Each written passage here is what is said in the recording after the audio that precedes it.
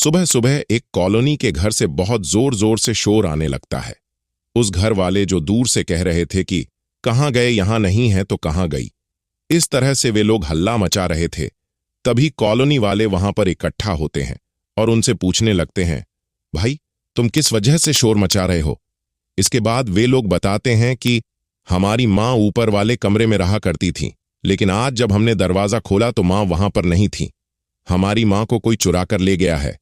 इस बात को सुनकर कॉलोनी में एकदम से हड़कंप मच जाता है और चारों ओर बुजुर्ग महिला को ढूंढा जाता है, लेकिन काफी खोजने के बाद भी जब महिला नहीं मिलती है तो कॉलोनी वाले इकट्ठा होकर पुलिस को बुलाने की बात करते हैं। जैसे ही पुलिस को बुलाने की बात की जाती है, उसी कॉलोनी में रहने वाला एक लड़का जिसका नाम तनवीर होता है वहां पर आता है। आकर कॉलोनी वालों से कहता है कि पुलिस को बुलाने की जरूरत नहीं है, इनकी मां को मैं ही घर ले गया था, पर अब मैं उन्हें अपने पास ही रखूंगा। यह सुनकर कॉलोनी वाले बड़े ही हैरान हो जाते हैं, क्योंकि वह लड़का एक मुस्लिम है और वे सोचते हैं कि यह हिंदू लड़कों की मां को ले जाकर क्या करेगा। इसके बाद वे लोग उससे पूछने लगते हैं, तूने उनकी मां को क्यों चुराया और अपने पास रखने की बात क्यों कर रहा है। इसके बाद तनवीर सभी लोगों के सामने एक ऐसा सच बताता है जिसे सुनकर कॉलोनी वाले हैरान रह जाते हैं। उनका गुस्सा 7वें आसमान पर पहुंच जाता है। जो बेटे अपनी मां को चोरी हुई बता रहे थे, उन पर कॉलोनी वाले बहुत ज्यादा गुस्सा करने लगते हैं। क्या कहा था तनवीर ने ऐसा और किस वजह से वह उनकी मां को चुरा कर ले गया था। पूरी कहानी का सच जानने के लिए वीडियो को अंत तक जरूर देखें। उत्तर प्रदेश के आगरा में एक परिवार रहता है। परिवार के अंदर पति पत्नी है और उनके 2 बेटे हैं। पत्नी का नाम सुशीला और पति का नाम जीतलाल है। जीतलाल और सुशीला काफी समय पहले आगरा में आकर रहने लगे थे और फिलहाल उन्होंने अपना मकान बना लिया है। आगरा की कॉलोनी के अंदर उन्होंने अच्छा सा मकान बनाया है। इसमें वे अपने 2 बेटों, जिनमें से एक का नाम आकाश है और दूसरा सूरज, के साथ हंसी खुशी समय व्यतीत कर रहे थे। लेकिन एक दिन अचानक जब सुशीला के पति मेहनत मजदूरी करने गए थे तो एक दुर्घटना में उनकी मौत हो जाती है। इस बात का पता चलते ही सुशीला को बड़ा ही बुरा लगता है, लेकिन वह कर भी क्या सकती थी, क्योंकि होनी को कौन टाल सकता है। इसके बाद उनके पति का अंतिम संस्कार होता है और बच्चों को पालने की जिम्मेदारी सुशीला पर आ जाती है। हालांकि उनके पति ने एक बहुत ही अच्छा काम किया था। उन्होंने शहर के अंदर इतना बड़ा घर बना दिया था कि उसमें किराएदार भी रखे जा सकते थे। इसके बाद सुशीला ने उस मकान में किराएदार रखने शुरू कर दिए और छोटे मोटे रोजगार के लिए इधर उधर निकलने लगी। धीरे धीरे समय बीतता गया और सुशीला ने मेहनत मजदूरी करके अपने घर में 1-2 कमरे और बनवा लिए। उनका समय अब अच्छी तरह से व्यतीत होने लगा। उनका अपना घर था और उसमें उन्होंने 2 ताला बना दिए थे, जिनमें किराएदार रहा करते थे। अब उन्हें मेहनत मजदूरी के लिए बाहर नहीं जाना पड़ता था। वह अपने बच्चों को इन पैसों से पाल पोस कर बड़ा करने लगी। जब उनके बच्चे 12वीं कक्षा में थे, उसी दौरान उनके घर पर एक लड़का किराए का मकान ढूंढते ढूंढते आ पहुंचा और वहां रहने लगा। उस लड़के का नाम तनवीर था। तनवीर किसी दूसरे स्थान का रहने वाला था, लेकिन यहां रहकर वह अपनी पढ़ाई लिखाई कर रहा था। इस दुनिया में उसका कोई नहीं था और वह चाहता था कि पढ़ाई पूरी कर एक अच्छी नौकरी प्राप्त कर सके, जिससे उसका जीवन ठीक से चल सके। तनवीर वहां रहता था और सुशीला के परिवार के साथ पूरी तरह घुल मिल गया था। सुशीला ने भी तनवीर की स्थिति देखकर उस पर तरस दिखाया और अक्सर उसे अपने हाथों से खाना बनाकर दे दिया करती थी। वह कहती थी कि तू भी तो मेरे बेटे जैसा ही है। इसी तरह से समय बीतता है और समय बीतने के साथ साथ उसके बच्चे बड़े हो गए थे और अब वे नौकरी करने लगे थे। जैसे ही बच्चे नौकरी करने लगे, सुशीला देवी उनकी शादी की चिंता करने लगी और उनके लिए अच्छी अच्छी 2 लड़कियां ढूंढकर उन दोनों भाइयों की शादी करा दी। शादी होने के बाद अब परिवार बड़ा हो गया था, तो सुशीला देवी ने अब घर के अंदर किराएदार रखना बंद कर दिया, क्योंकि उनके दोनों बेटे कमाने लगे थे। अब उन्हें किराएदार की कोई जरूरत नहीं थी। सुशीला देवी तनवीर से कहती हैं कि वह अब यहां से चला जाए। तनवीर परिवार की स्थिति को समझकर वहां से जाने में ही भलाई समझता है, क्योंकि घर के अंदर 2 महिलाएं और आ चुकी थीं। अब तक तो केवल सुशीला देवी थीं जिन्हें वह अपनी मां के समान समझता था, लेकिन अब अगर वह वहां रहेगा तो लोग तरह तरह की बातें बनाएंगे।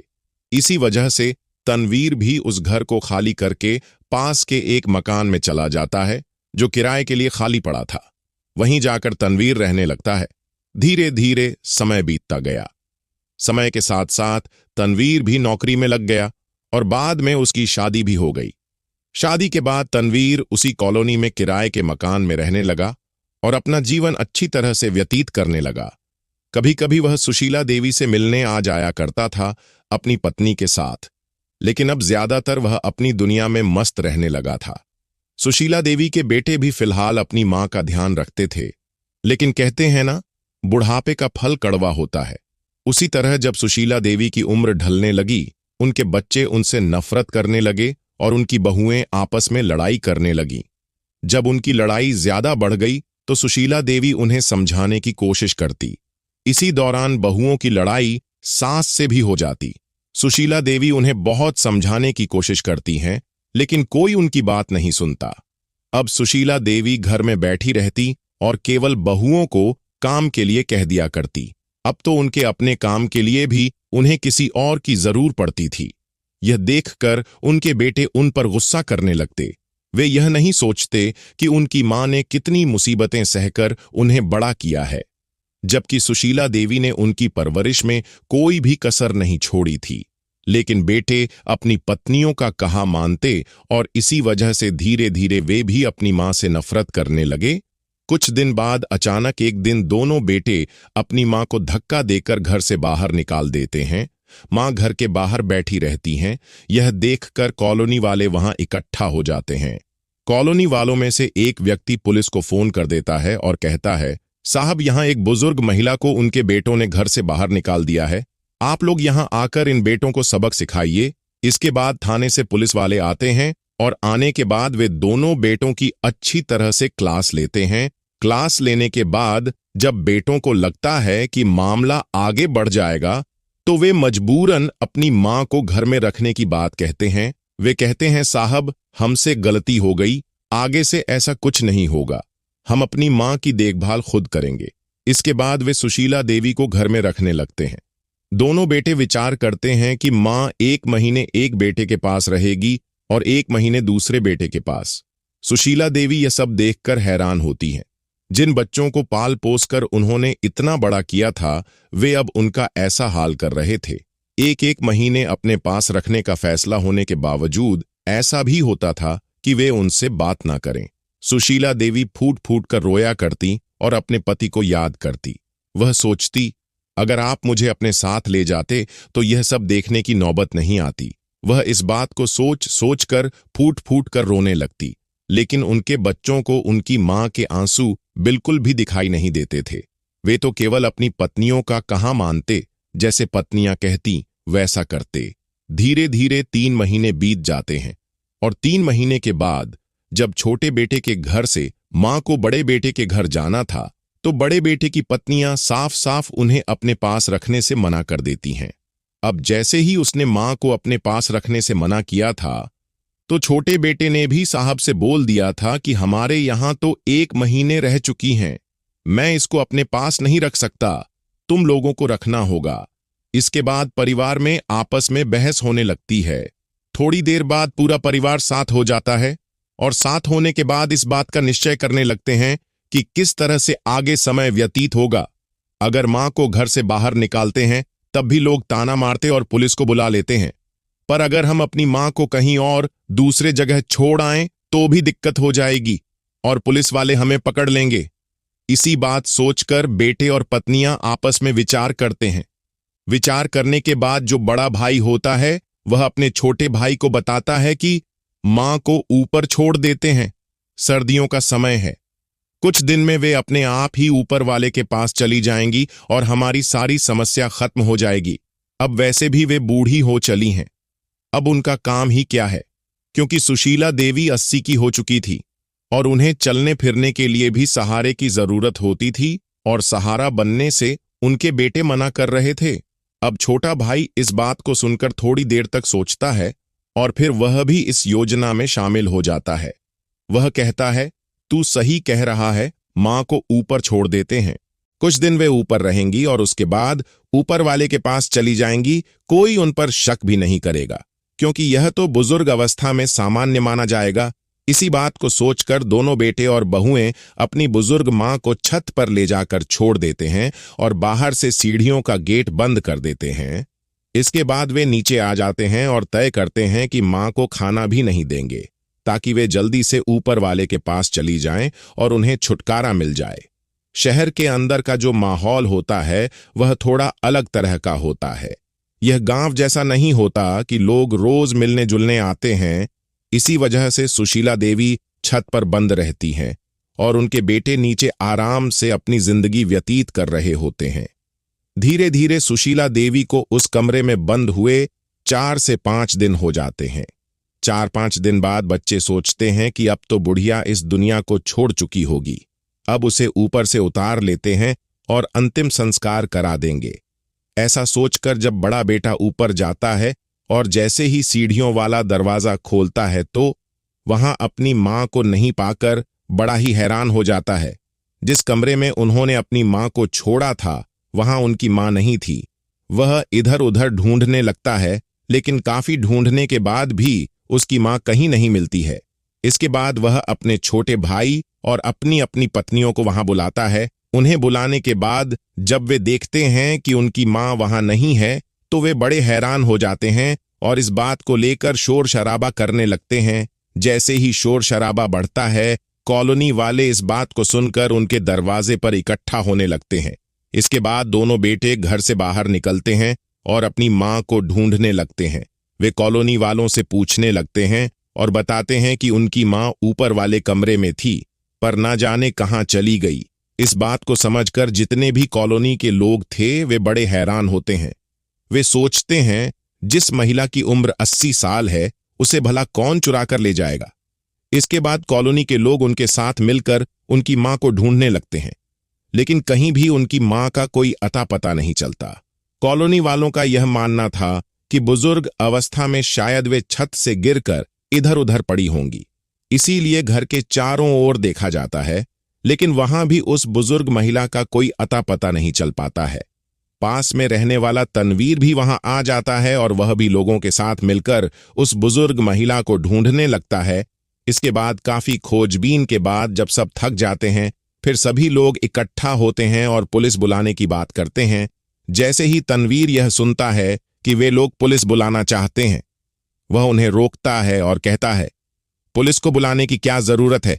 लेकिन तभी कॉलोनी वाले कहते हैं, भाई उनकी मां है और वे कहां चली गई, उसका कोई भी अता पता नहीं मिल रहा है, तो पुलिस को तो बुलाना बनता है, कहीं लोगों ने उसके साथ कुछ कर ना दिया हो।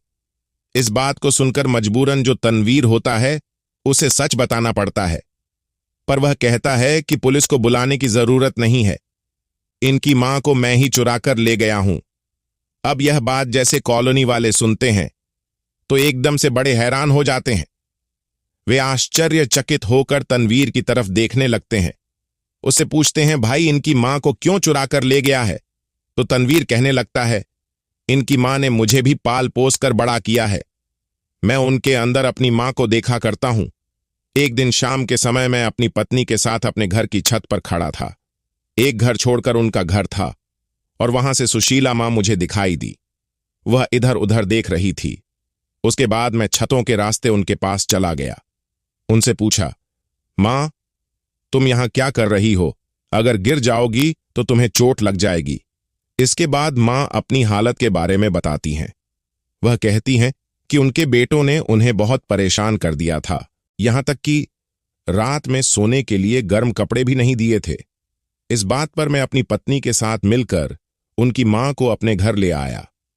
वह अब मेरे घर में सही सलामत हैं और अच्छे से अपना जीवन व्यतीत कर रही हैं। इसके बाद जब कॉलोनी वाले यह बात सुनते हैं तो वे बड़े हैरान होते हैं। हैरानी से बच्चों की तरफ देखने लगते हैं।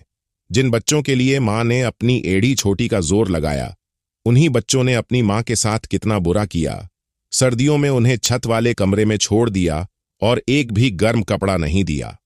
अब जैसे बातें होती हैं तो तनवीर की पत्नी वृद्ध महिला को अपने साथ लेकर वहां आ जाती है और कहती हैं कि देखो, पुलिस को बुलाने की जरूरत नहीं है माँ, हमारे पास ही है। अगर आप लोग कहें तो हम माँ को अपने पास रख लेंगे, हमें कोई भी दिक्कत नहीं है। क्योंकि तनवीर की पत्नी को भी पता था कि वह महिला उसके पति का कितना साथ देती रही थी। वह माँ के अंदर अपनी माँ को देखती थी। इसके बाद कॉलोनी वाले जो वहां जमा हुए थे, सुशीला देवी के बेटों को धमकाने लगते हैं और उन्हें बार बार शर्मिंदा करने की कोशिश करते हैं। लेकिन तभी सुशीला देवी अपनी कांपती हुई आवाज में कहती हैं, इनसे कुछ मत कहो, इनके लिए मेरे पास एक अच्छी सजा है जिसे मैं देना चाहती हूं। आप लोगों से अनुरोध है कि इनको मेरे घर से निकाल दो, क्योंकि यह घर जिसमें वे रह रहे थे आज भी सुशीला देवी के नाम पर था। जब बेटों को यह बात पता चलती है तो वे अपनी मां के सामने हाथ जोड़कर माफी मांगने लगते हैं और कहते हैं, मां, हमसे बहुत बड़ी भूल हो गई, हमें घर से मत निकालो, हम लोग कहां जाएंगे। लेकिन सुशीला देवी उनकी एक नहीं सुनती और उन्हें तुरंत घर खाली करने के लिए कह देती हैं। वह तनवीर से कहती हैं, बेटा, अब तू अपना सामान लेकर यहीं पर मेरे साथ रह, तुझे किराए के घर में रहने की जरूरत नहीं है। जब मेरा एक बेटा मेरी सेवा करेगा तो मैं इन लोगों को घर में क्यों रहने दूं? इस घर को मैंने और मेरे पति ने मेहनत से बनाया है। अगर यह लोग मेरी सेवा नहीं कर सकते तो इन्हें इस घर में रहने का कोई अधिकार नहीं है। ऐसा कहकर सुशीला देवी अपने बच्चों को घर से निकाल देती हैं। लेकिन तभी तनवीर उनसे मना करता है और कहता है, मां, इन्हें यहीं रहने दो, मुझे आपके घर से कोई मतलब नहीं है। मैं अपने पैसे कमाकर आपको अपने पास रख सकता हूं, मुझे इन झगड़ों में नहीं पड़ना। सुशीला देवी कहती हैं, ठीक है बेटा, तुझे लालच में नहीं पड़ना तो कोई बात नहीं, पर मैं इन लोगों को इस घर में बिल्कुल भी नहीं रहने दूंगी। इसके बाद सुशीला देवी अपने बच्चों को तुरंत घर खाली करने के लिए कह देती हैं और उन्हें निकाल देती हैं। इसके बाद घर किराएदार को दे देती हैं। जो पैसा आता था वह सुशीला देवी के पास ही रहता था। धीरे धीरे उनकी हालत में सुधार आने लगता है। तनवीर और उसकी पत्नी उनकी अच्छे से देखभाल करते हैं। सुशीला देवी कुछ साल तक और जिंदा रहती हैं और बाद में उनका देहांत हो जाता है।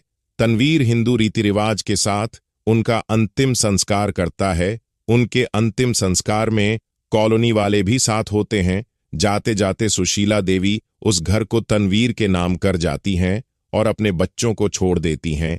आप क्या कहना चाहते हैं सुशीला देवी के बारे में और उनके बच्चों के बारे में, तनवीर के बारे में? अपनी राय कमेंट सेक्शन में साझा करें। अगर यह कहानी अच्छी लगी तो इसे लाइक करें और हमारे चैनल रोशन रियल वॉइस को सब्सक्राइब जरूर करें। इससे हमें प्रेरणा मिलेगी ऐसी और कहानियां बनाने के लिए। यह कहानी आपको कुछ सिखाने के लिए है ताकि आप इसे अपने जीवन में लागू कर सकें। मैं तो बस इतना कहता हूं कि किसी भी मां के साथ ऐसा मत कीजिए। तब तक के लिए जय हिंद, जय भारत। कहानी अच्छी लगी तो इसे लाइक करें और हमारे चैनल रोशन रियल वॉइस को सब्सक्राइब जरूर करें। इससे हमें प्रेरणा मिलेगी ऐसी और कहानियां बनाने के लिए। यह कहानी आपको कुछ सिखाने के लिए है ताकि आप इसे अपने जीवन में लागू कर सकें। मैं तो बस इतना कहता हूं कि किसी भी मां के साथ ऐसा मत कीजिए। तब तक के लिए जय हिंद, जय भारत।